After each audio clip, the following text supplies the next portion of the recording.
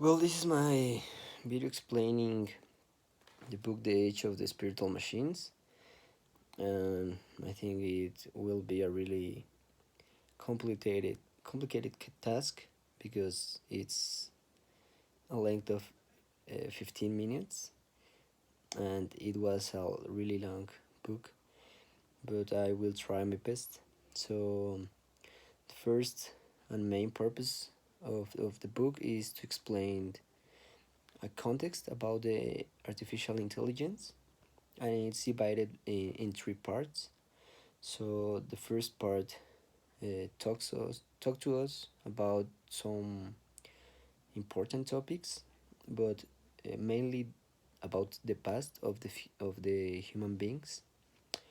It's like a review of our past as human beings and how we reached our actual peak in the top of the human being history.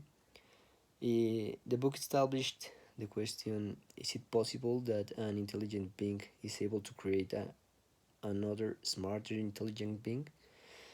And it is explained like if humans uh, are able or have the enough tools and knowledge of how to create another intelligent form of life, if we can tell.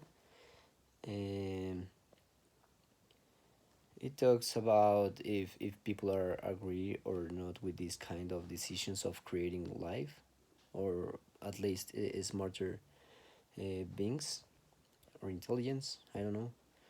Uh, it talked to us about the relationship between the order and chaos and how it's like an infinite cycle that within most of the chaos or with enough chaos we can create order, and it also could create the beginning of the chaos, and also how if we have enough order we can create chaos, and this really weird uh, cycle and relationship between these two I don't know how to call it these words, and it established that without order we can have not chaos, and without chaos we cannot have order.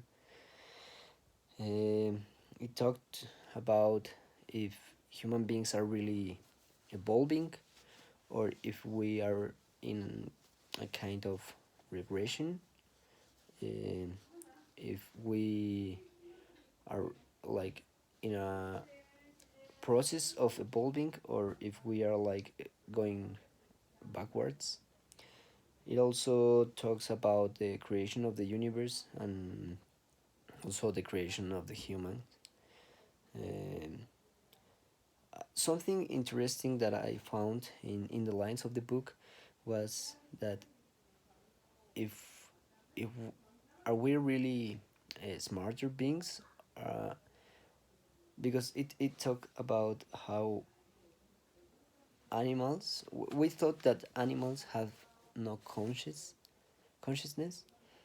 So are we really aware of how animals have no consciousness, or are we like ignorant that maybe animals have consciousness but in a different way than ours?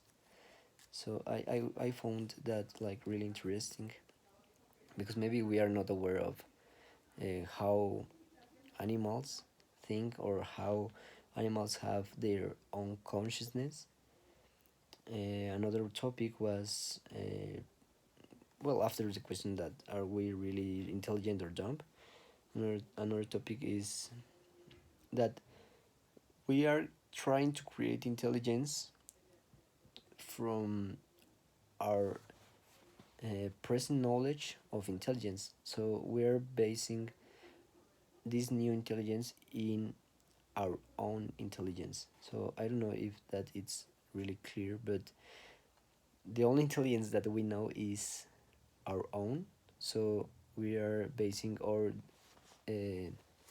these new projects of artificial intelligence everything that we know about our own intelligence. And it also talks about something that it could be really interesting about maybe the actual machines or the present machines are like in a slow evolution, or they are evolving in a slow process that we are not aware of. That was the first part of the book, and then the second part of the book talks about the preparation of the present. Uh, it gives us a context of how um, how to put it in words. Mm, what do we need to create an artificial intelligence? Uh, what do we need to create artificial intelligence? It also explains us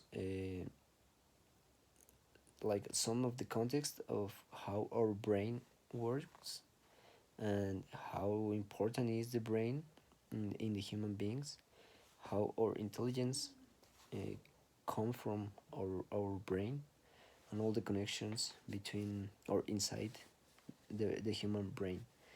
It also talked about two topics that I really didn't understand well. So I am just mentioning it because I think it's important to mention it, but I really didn't understand mostly. It talks about quantum computing and digital computing, but because I really didn't understand, I am not going to talk about that. But another topic I found interesting was the question of if the DNA is the key to create this new intelligence, if DNA is the key from our like beginning as human beings. Um, the lines of the book express the connection of the body and the mind, or the body and the brain, and make the relationship of how these two parts of our person works, and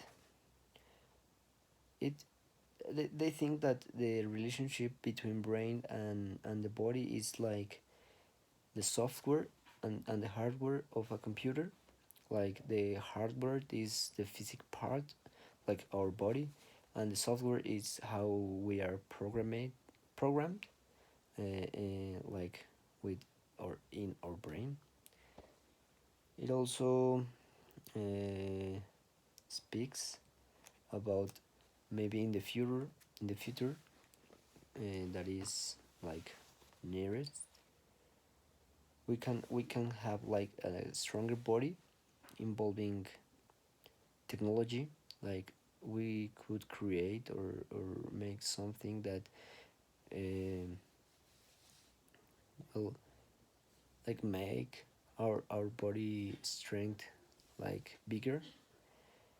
It also talks about the virtual reality and how important it is in our present now, how this topic like make some big and really important advancements, and how virtual reality surpass the expectations of people.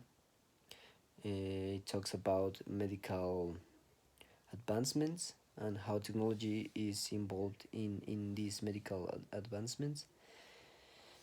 And it also makes like a explanation or the question about what could happen if this new technology uh, could like fall in the wrong hands, and what could happen if bad people have these advancements in their hands, and that we have to take responsibility of our actions and take the consequences of what we are doing with these new advancements of technology.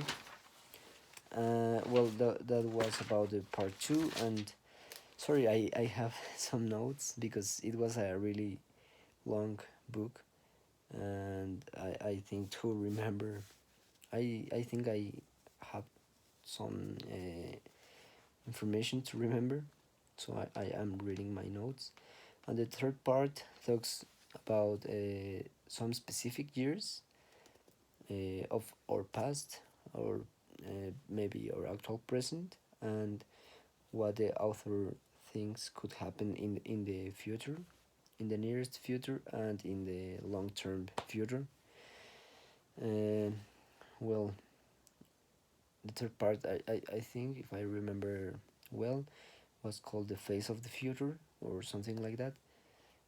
And, well, it talks about the past years, like in the year of 2009, of how was the beginning of the computers, and how people thought that in this year 2009, computers could be everywhere, like I don't know, in every part of our daily routine we could have like computer. So, it talks about the cloud, like it's we all know what is the cloud and how it works.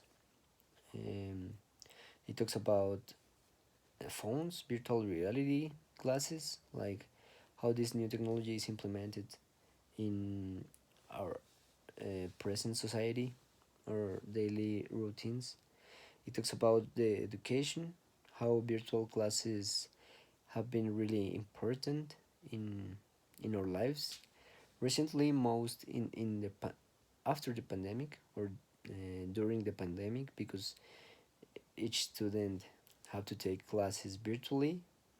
um, it also talks about the communication, how we the world are like connected to everyone, to each part of the world, and we only need like our cell phone to make like a connection to the other extreme part of the world.